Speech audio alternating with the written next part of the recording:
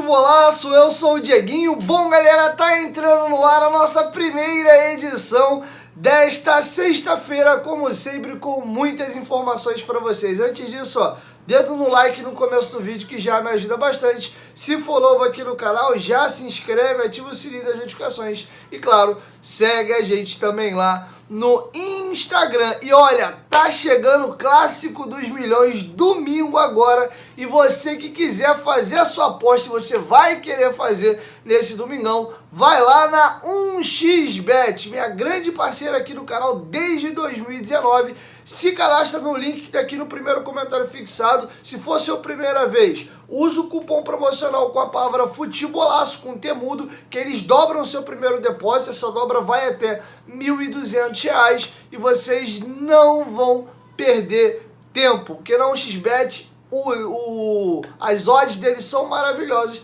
e o cardápio de opções é variado. Todos os campeonatos nacionais vocês têm, estaduais e também as grandes ligas internacionais. 1xBet, parceira do canal Futebolaço. O link tá aqui, ó, no primeiro comentário fixado. Além de se divertir, você também ajuda o meu trabalho. Beleza? Vamos seguir, vamos dar linha na pipa aqui com algumas informações importantes. Tanto o zagueiro Manu Capasso como também o volante Andrei Santos estão regularizados para jogar o Clássico contra o Flamengo no domingo. E aqui vai uma informação importante que acabou nem se falando muito. Qual era o perigo do Andrei e do Capasso não serem inscritos para o Clássico? Eles ficariam fora do campeonato e das semifinais. Caso o Vasco se classifique, a gente ainda não sabe se o Vasco vai se classificar. A situação está bem complicada ali, Volta Redonda e Botafogo a um ponto da gente. E os dois pegam dois times aí pequenos. O Vasco joga um clássico com o Flamengo no domingo e encerra, contra o Bangu. Por que foi importante? No regulamento do Campeonato Carioca, o prazo máximo para a inscrição de atletas é até as duas últimas rodadas do campeonato. Passado essa nona rodada agora, você não consegue mais inscrever ninguém. Então o Vasco colocou o Manu Capasso e o Andrei Santos ainda com exigências, faltando a documentação da Inglaterra e também da AFA para o Capasso, mas ontem o Vasco conseguiu entregar essa documentação que estava faltando. Eles já estavam no BIRA da FERJ, porém com pendências. As pendências foram sanadas ontem e eles estão aptos a atuar domingo. Mas mais importante do que o jogo de domingo é que eles estão liberados para as duas próximas rodadas e também para as finais do campeonato, caso o Vasco se classifique. Beleza? Só um breve parêntese aqui, galera. Ontem e anteontem eu postei apenas um vídeo no canal, porque a minha rotina tá muito puxada. Ontem, pra vocês terem uma ideia, eu fui no Vasco duas vezes, uma às 10 horas da manhã, uma reunião lá, saí, voltei depois, almocei correndo, voltei para 2 horas fazer entrevista exclusiva com o Rodrigo, saí de lá, fui editar material, perdi meu celular que eu uso para gravar. Meu Deus, onde que tá o telefone? Liga para um, liga para outro. Ficou no restaurante onde eu fui. Mandar um abraço para a galera da Outback lá. Ainda existem pessoas sérias e pessoas com honestidade. Pegaram meu telefone e guardaram. Voltei igual um louco lá para buscar, para poder trabalhar o material para subir a entrevista do Rodrigo. Ajeitei algumas coisas minhas. Fui fazer entrevista no Futebolaço Podcast ontem, inclusive com o professor Melo, que é o braço direito e preparador físico do Vanderlei Luxemburgo. A entrevista foi incrível. Quem não assistiu ainda, dá uma assistida lá. Tem um bastidor muito engraçado de uma briga do Erlen e do Rossi no vestiário, que o Luxemburgo fala assim: afasta todo mundo, separa.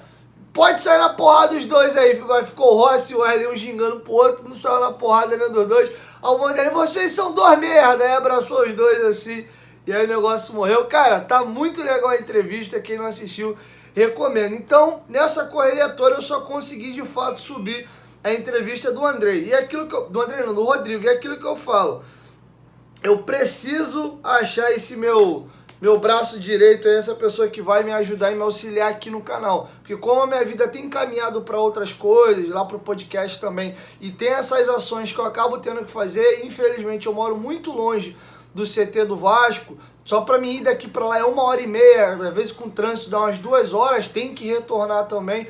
Pro meu podcast que eu gravo é a mesma situação, então esse deslocamento para mim fica muito complicado. Mandar até um abraço pro meu parceiro Paparazzo Rubro Negro, me convidou para amanhã a gente fazer Na verdade era hoje, a gente ia fazer ele, chamar mais aí um ídolo do Vasco e do Flamengo, fazer um bate-bola nós 4, um esquenta pro clássico.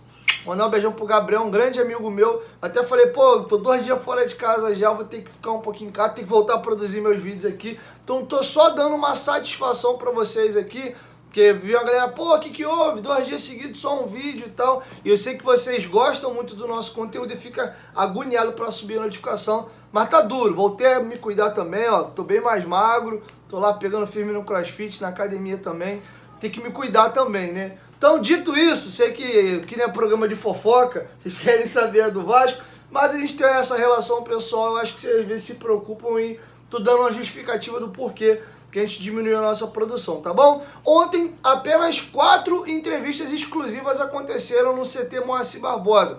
O Globo Esporte fez uma entrevista com o nosso volante Jair, o Atenção Vascaínos, através do Flávio Dias, fez uma entrevista com o Léo Jardim, os parceiros do lance, o Joel Silva e o Matheus Guimarães fizeram uma entrevista com o PEC e eu fiz uma entrevista com o Rodrigo, que vocês viram aqui no canal. E eu vou trazer para vocês trechos da entrevista que o GE fez com o Jair, que tá muito legal. A entrevista foi conduzida pela Emanuele Ribeiro, grande jornalista do GE, tô sempre com ela lá no CT, um doce de pessoa. Vamos seguir o nosso vídeo aqui com o Jair, né, batendo um papo com o GE.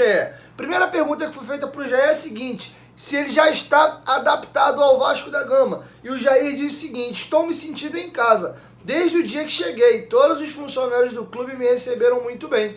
Desde o primeiro dia estou me sentindo em casa e feliz com as atuações que a gente vem tendo. É um grupo muito humilde e essa humildade que temos que cultivar para conquistarmos coisas grandes. E depois ele é questionado sobre como é que ele tem visto esse processo de reconstrução do Vasco. Tem muita gente nova chegando. As pessoas que trabalham no clube têm nos ajudado. Todos nos deixaram muito em casa. É claro que ainda estamos em fase de conhecer as características de cada jogador. O Barbieri também chegou agora, também está conhecendo os jogadores. Temos tudo para buscar um entrosamento e chegarmos nas cabeças em todas as competições. Olha que interessante. Isso leva um tempo. É normal, mas vamos buscar coisas grandes porque merecemos. Não só os jogadores, mas todos que trabalham no clube. Eu não entendo o Vasco ter brigado nos últimos anos lá embaixo. As pessoas que estão aqui são muito competentes e merecem coisas grandes. Vou fazer um breve parênteses aqui. Jair, infelizmente eu entendo por que o Vasco brigou embaixo nos últimos anos. Apesar de terem grandes profissionais na estrutura, o Vasco tinha um clima horroroso, cultivado por brigas políticas, um caminhão de salário atrasado, e ninguém trabalha bem com um salário atrasado, funcionário passando dificuldade, às vezes te pedindo uma moral aqui e ali. Não adianta, se você não está com a tua vida financeira resolvida, e tu ainda tem que trabalhar, e com pressão, porque torcedor não quer saber. O time tomou 1, 2, 3 porradas, é pressão, é invasão em CT, é xingamento em aeroporto, é ameaça, é xingamento em rede social. Tu vai somando tudo isso, e o Vasco brigava na parte de baixo da tabela quando não caía. E uma grande diferença, né? Não dá para comparar o elenco que o Vasco está montando esse ano com os últimos elencos do Vasco da Gama. Então tá, se o Jair não entendeu por que o Vasco brigou nos últimos anos, tô aqui respondendo pro mesmo, tá bom? Agora uma outra questão que ele foi questionado é a seguinte: a torcida do Atlético ainda tem um carinho muito grande por você e lamentou a sua saída. Agora você está construindo isso também com a torcida do Vasco, como vê isso? E ele respondeu: fico feliz pelo carinho que ainda tem no Atlético. Eu sempre me entreguei desde o primeiro dia que cheguei no clube. Entrei e saí pela porta da frente, assim como vem acontecendo aqui no Vasco. Entrei pela porta da frente, espero representar e deixar o meu nome na história do clube. E ele é questionado sobre o Barbieri. Como você vê o encaixe do seu estilo com o futebol do Vasco e do Barbieri? É um time que propõe jogo. No Atlético também era assim. O Vasco procura ficar o máximo do tempo possível com a bola. Agride muito o adversário. Temos visto isso nos últimos jogos. É uma característica que o Barbieri gosta muito. E depois ele é questionado sobre o seguinte: você acha que apareceu bem no Atlético Mineiro um pouco tarde para os padrões que a gente vê no futebol hoje em dia? E ele respondeu o seguinte: foi no momento certo, que teve que ser. Fiz a base no Inter, depois passei por Juventude Esporte.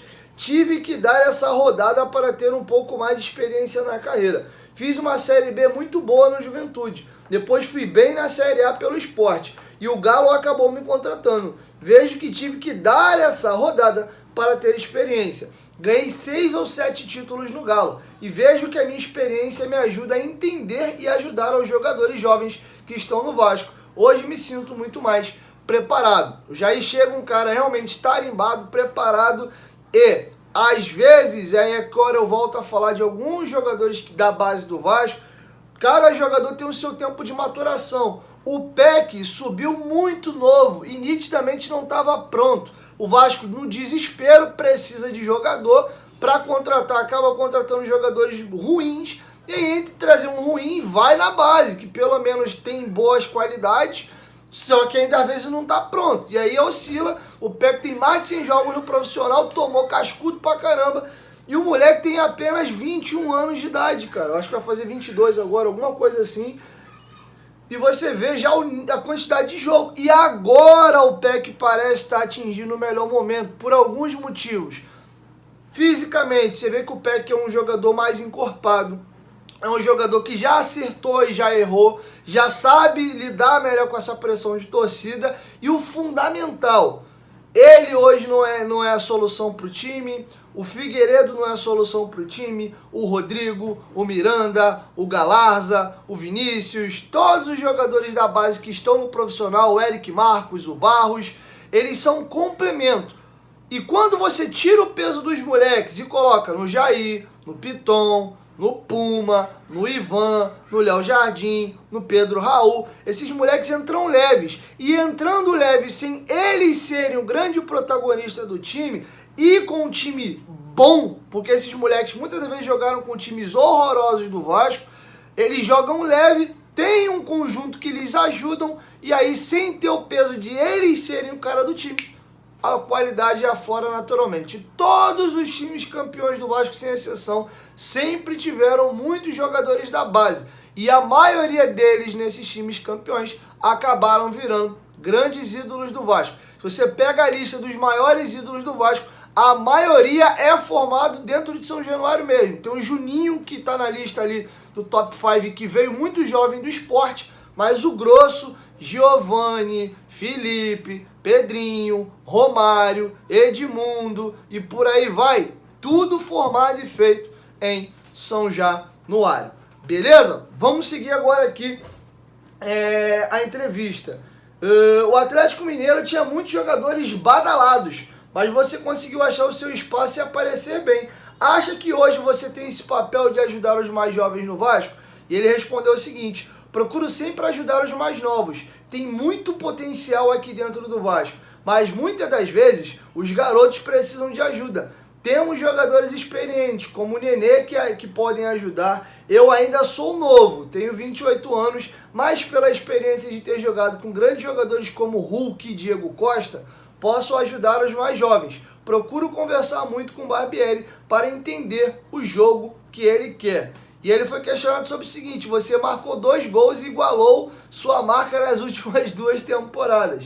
E ele respondeu: a minha função no Atlético era mais defensiva. Hoje tenho mais liberdade para chegar ao ataque. Isso ajuda muito. Gosto de jogar no ataque. São funções diferentes. Gosto das 2 funções, mas estou tendo mais oportunidades de fazer gol. E ele foi questionado como tem sido esse primeiro contato com a torcida do Vasco e como ela pode ser importante na temporada. Fiquei surpreendido pela torcida, não só no Rio de Janeiro, mas no Espírito Santo, em Brasília e em todo lugar. É uma torcida que comparece em peso, até nos Estados Unidos. Veja o quanto eles apoiam. Isso vai ser um fator determinante para nos ajudar a conquistar grandes coisas. O que representa o número 8 para você? E ele respondeu: o número que sempre gostei e me identifiquei. Foi o número que escolhi quando cheguei. O André tinha sido vendido, o Paulo Brax falou que a camisa 8 estava separada para mim. Sempre me identifiquei e espero representar muito bem ela.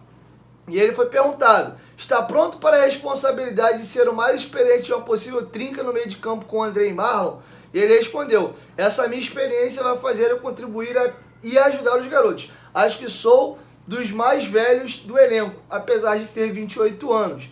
E ele foi questionado: e dá para jogar os 3 juntos? Ele respondeu: dá para jogar. É claro que temos que ter um respeito com os outros volantes, como Rodrigo, Barros, entre outros que são jogadores de qualidade. Ele foi questionado. Rodrigo e Barros são jogadores que acabaram de subir para o profissional e têm ido bem. Como vê a evolução deles no dia a dia? Ele respondeu, são garotos de muito potencial. O Rodrigo é um primeiro volante que tem uma marcação muito forte. Ele ainda está buscando esse entrosamento. Ele tem peito e que as atuações possam lhe dar cada vez mais confiança. O Barros é a mesma coisa. Entrou nos clássicos e foi muito bem. Eles têm muito a ajudar e a crescer aqui no clube. E aí, para finalizar, duas questões. Qual é o potencial desse elenco? Você está otimista com o nível que esse grupo pode chegar? E ele responde, estou otimista. Ainda estamos nos conhecendo. Ainda tem muitos jogadores para estrear. É só o início, mas a gente já vê grandes atuações. Temos que buscar evoluir a cada jogo. E ele finaliza. O que você espera desse Brasileirão? Ele diz, é um campeonato muito disputado. Muitas equipes contrataram e se qualificaram neste jogo. Vejo uma disputa muito grande. Muito difícil apontar os favoritos antes do campeonato. Temos que nos preparar e brigar na parte de cima da tabela. Então tá feito o registro aí da entrevista exclusiva feita pelo Globo Esporte ontem com a Emanuele Ribeiro. Fizeram uma baita de uma entrevista com o Jair. E você vê, cara, e aí é um mix de coisas. É o que o time joga no campo.